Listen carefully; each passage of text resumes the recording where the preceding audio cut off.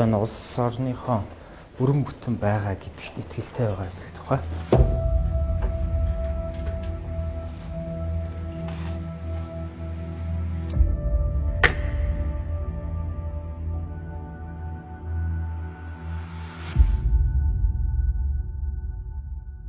За уран бүтээл өндрөө.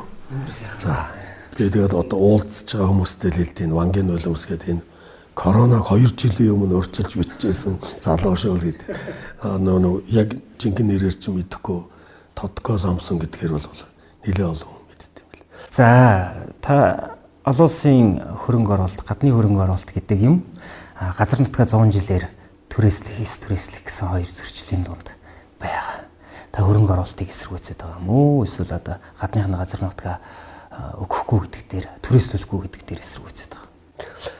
За гадны хөрөнгө оруулалт гэдэг бол өөр айгүй тийм нарийн зохион байгуулалттай маш нарийн хуульчлах ёстой байдаг. Хөрөнгө оруулалтын хууль гэдэг бол өөрөө маш олон юм давталттай одоо тухайн үед тухайн орны одоо нөхцөл байдлуудыг уялдуулж ээж гаргадаг юм нарийн байдаг юм байлаа. Жишээ нь Сингапур гэдэг Монгол орноос 2500 дахин бага газар нутагтай орн байна. Өөрөө бас очижлуулсан баг. Газар нутгийн хувьд логистик нь өөрөө тээврийн Евразийг олвсон том бомбтой. Одоо зүүрлж яраас буур нөртөд тэнцэх газар шүү дээ. Өнөөдөр тэнд ягаад газар мазрыг авахгүйгээр хөрөнгө оруулаад байна гэдэг жишээ. 50-ны асуудал. Хятад эзлэгдэх гээд байгаа юм шиг эзлэгдэхгүй юм шиг мөртлөө ягаад хятадууд нь хөрөнгө оруулаад байдیں۔ 50-нууд ягаад хятадд хөрөнгө оруулаад байдیں۔ Манай орны хувьд бол ямар онцлогтой юм. Газар нутгийн хувьд бол хоёр том хөрштэй. Одоо сүүлийн үед бол зүйл толгойд улс задарсны дараа Америк нэгдсэн улс ганцаараа том гүрэн байжгаад хятад эдийн засаг сэргэлээ Орос өөрөө сэргээд босоод ирлэнгүүд 3 ийм том гүрэн болчихж байгаа байхгүй юу? 3 одоо улс. 3 улсын 2 нь манай 2 том улс байдаг. Атомын бөмбөгтэй, тийм ээ. Ингээд ирэхээр бид хөрөнгө оруулалтын тухай яах вэ?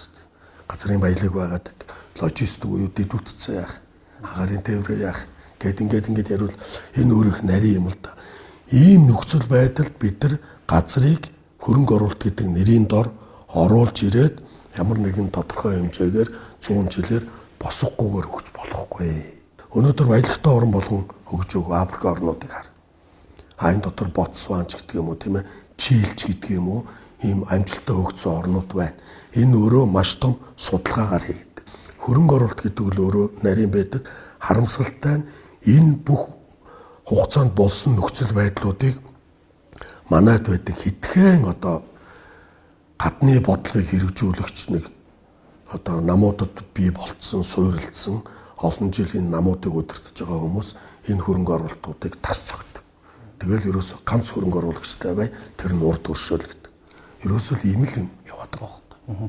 Энэний эсрэг нь таныг одоо Оросын тагнуул урд түвшийн хөрөнгө оруулалтыг эсэргүүцээд байгаа. За 3 дахь 4 дахь гэж байх шаардлагагүй гэдэг одоо сошиалор ярьдаг тий. Тэгэхээр зүгээр одоо би бол одоо улс төрийн сэтгүүлч биш тий. Яг ярилцлага хийдэг хүн биш бол энгийн хүн ойлгохоор энгийн асуулт танаас суй. Таныг Оросын тагнуул гэдэг. Хин тэгээд сошиалор дүүрэн. Сошиалор дүүрэн хүчин байна уу, юу байна одоо сөрөг нам байна уу мэдэхгүй. Гэхдээ Оросын тагнуул гэж ярьдаг.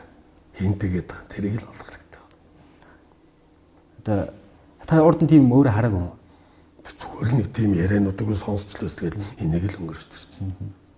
Одоо тэр Оросын талд илүү давмгаа үйлчлэх хүсэл бодол эсвэл Оросын бодлого нь манад илүү зохимжтой гэж боддог тийм юм байдаг юм уу? Байдгүй юм уу?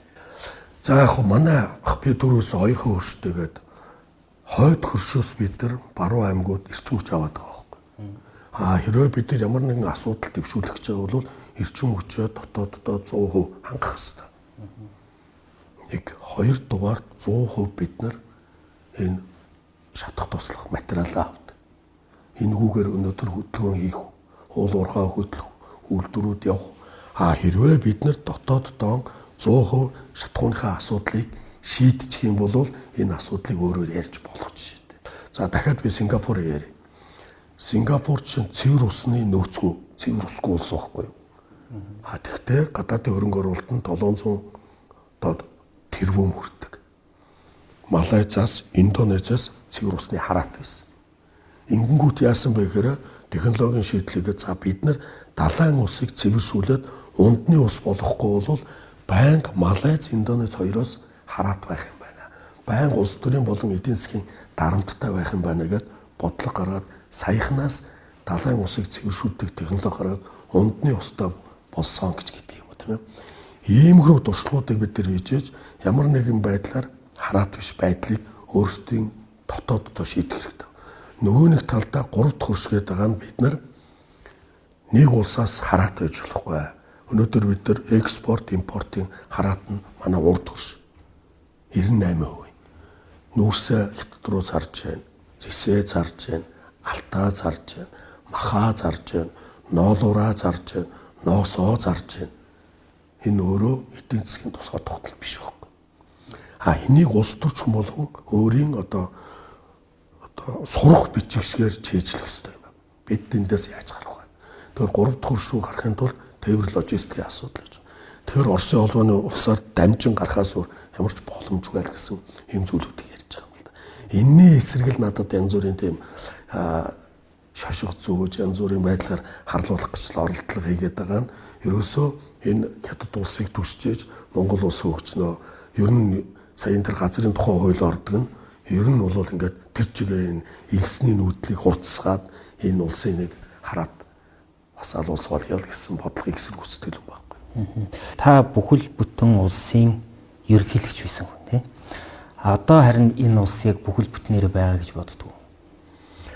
За саяын улсын хурлаар удаа дараа орж ирж байгаа тэр газар нутгийн 100 жилээр өөх асуудал дээр улсын хурлын гишүүдийн хит олонго буюу 76 гишүүнтэй шүү дээ. 70-аад нь дэмжиж оруулж ирж байгаа гэдэг дээр бол энэ улс бүрэн бүтэн биш болцсон юм байна л гэж дүгнэлт бол батлагдсан.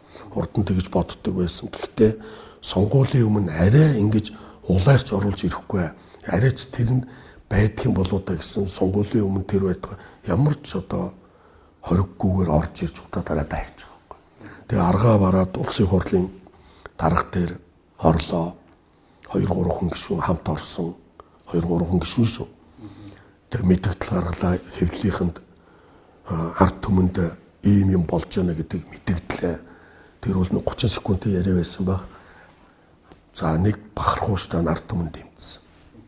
Дэмжсэний нэг жишээ нь их хурлын дарга замдаа шатар гараад хавилгын зөвлөлийн ерөнхийлөгч ерөнхий сайд их хурлын дарганаар ижил байр суурьтай байна гэдгийг яаран сандран хийж яана гэдэг нь энэ бол ард түмэн дэмжиж яана гэдэг дээр мэдэрсэн болов уу гэж бодож байна.